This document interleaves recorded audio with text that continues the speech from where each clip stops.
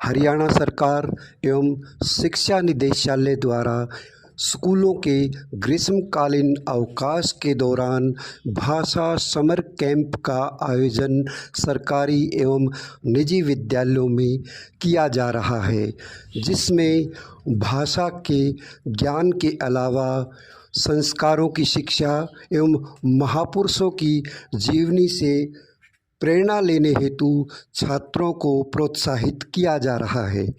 और Navyug high school के संचालक श्री राजेश गौतम जी का कहना है कि इस तरह के आयोजन जो है समय समय पर होने चाहिए और यह सरकार का एक सराहनीय कदम है, जिसमें बच्चों को बहुत कुछ सीखने का मौका मिलेगा। आइए चलते हैं नवयुग हाई स्कूल में, सीधा जहां पे जानते हैं बच्चे क्या कुछ सीख रहे हैं।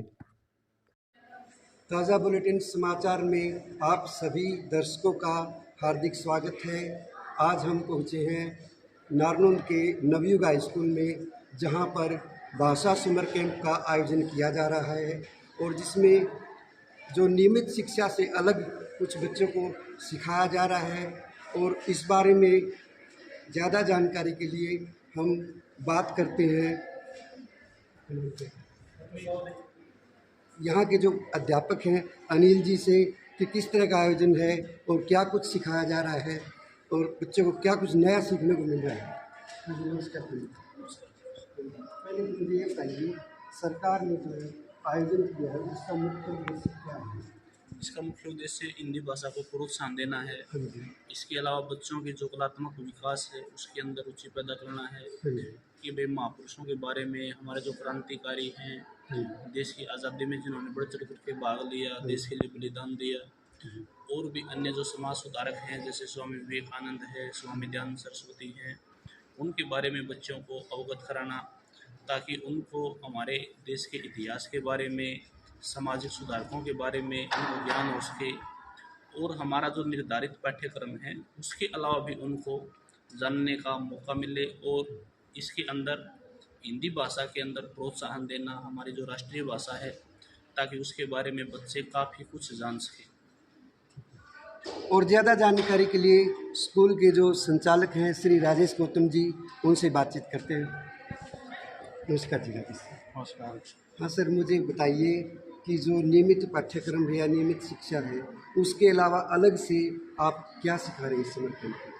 देखिए जी, सबसे पहले तो मैं हमारी सरकार का धन्यवाद करूंगा कि गर्मी की छुट्टियों के दौरान इस कैंप का आयोजन किया गया।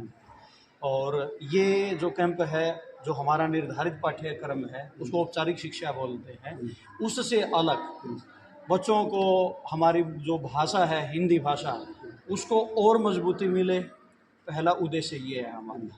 दूसरा उद्देश्य हमारा ये है कि जो हमारी संस्कृति है जिसमें कहीं ना कहीं पर विलुप्तता आ रही है, कमी आ रही है, उस संस्कृति को जिंदा रखा जाए, उसको बचाया जा सके। जैसे हमारे धार्मिक ग्रंथ है, रामायण है, महाभारत है, मर्यादा पुरुषोत्तम राम की ज़िंदगी से बच्चे बहुत कुछ सीखते हैं।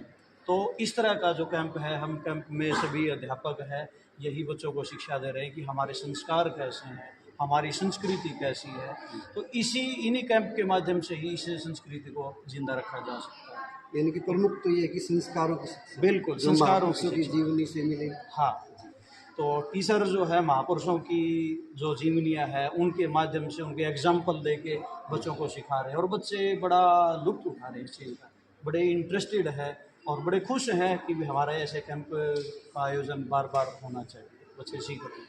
जो बच्चे उपस्थित नहीं हो पा रहे हैं किसी वजह से, तो उनके बारे में क्या कहना, क्या मतलब वो इससे हो रहे हैं, मतलब क्या उनको ऐसा मौका दिया जाना चाहिए या उनको क्या सीख मिले कि वो इसमें भाग ले? जी देखिए, बच्चों की मजबूरी होती है और हमें भी उस मजबूरी को समझना पड़ेगा। लेकिन जो बच्चे नहीं आए हैं, मैं अपने दम पर, अपने बेस पर कह रहा हूँ कि हम किसी न किसी माध्यम से, चाहे एक्स्ट्रा टाइम दे के, किसी जैसे इन बच्चों को जो संस्कार मिल रहे हैं अब, उन बच्चों को भी पता लगेगा कि हमारे कैंप के दौरान ये हुआ। वो बच्चे नहीं आ सके, हाँ, जो वंचित हुए हैं उनको भी हम उनका अलग से कैंप लगाएंगे ताकि वो वंचित ना रहे और इन्हीं के साथ मिलकर वो आगे बढ़ सके। उनका आयोजन मैं अपने विद्यालय स्तर पर ज़रूर करूँ जो बच्चे वंचित रहेंगे। अब जानते हैं बच्चों से कि ऐसा क्या कुछ उनको नया सीखने को मिल रहा है जिससे वो शिक्षा में प्रगति कर सके, उन्नति कर सके। हाँ बेटा, आपका नाम क्या है? सर मेरा नाम गीतांजलि है। गीतांजलि। बेटा ये बताइए कि आप नियमित शिक्षा ग्रहण करते हैं, ठीक है, और इस भाषा समर कैंप में हिस्सा ले रहे हैं, तो क्या कुछ सीखने को मिल रहा है? सर इस समर कैंप पे हम सरकार का धन्यवाद करना चाहते हैं कि उन्होंने गर्मियों की छुट्टियों में ये समर कैंप लगाया।